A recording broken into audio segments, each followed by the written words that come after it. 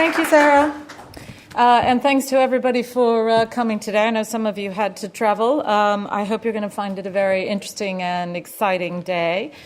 It's certainly an exciting time in the space sector. I took over from Dave Parker in April as chief executive of the agency. And I have to say it's been, a roller coaster ride since then. It's a new development, a new innovation, another new exciting opportunity coming at me every day that I've been in this job.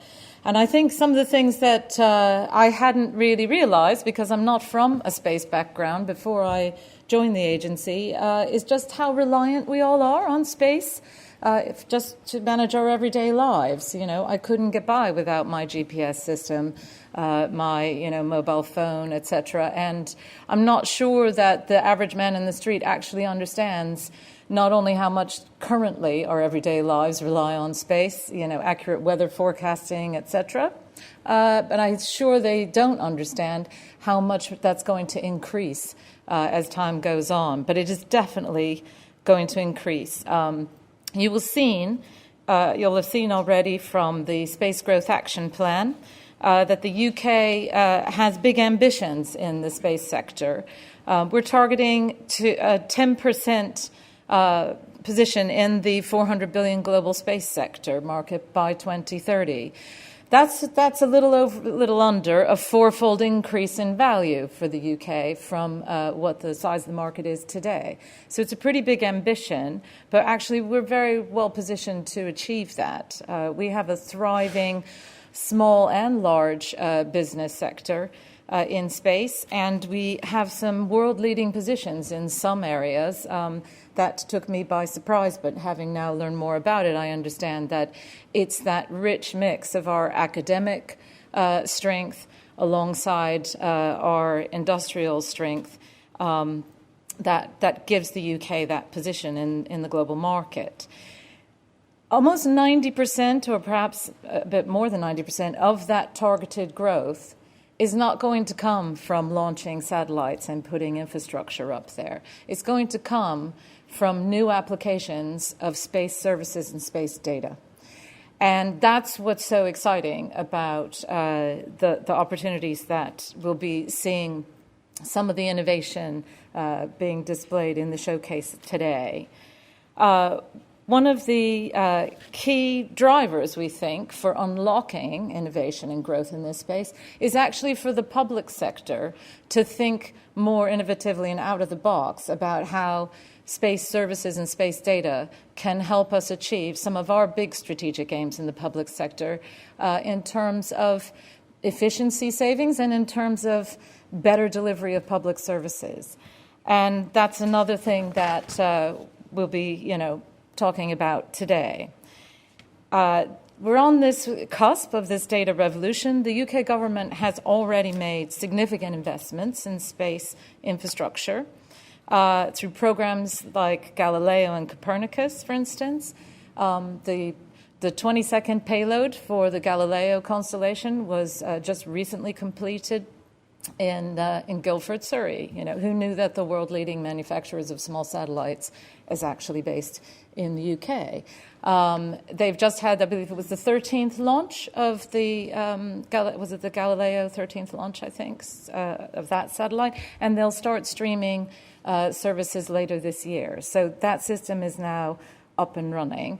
That access to that global navigation satellite system will create all sorts of new Earth observation data.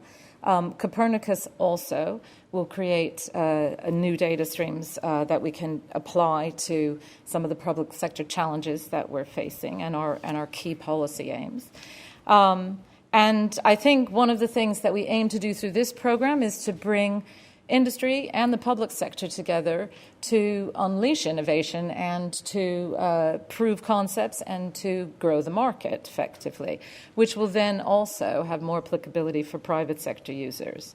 Defra have been, great models for this. They have already developed an Earth observation roadmap.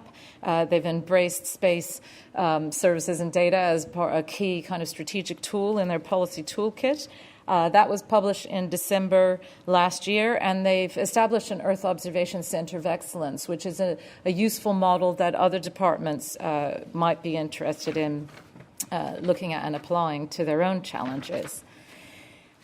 I think, everybody knows about big data revolution. Well, the data streams that will be coming from space in the coming years, will swamp data streams that are available from other sources.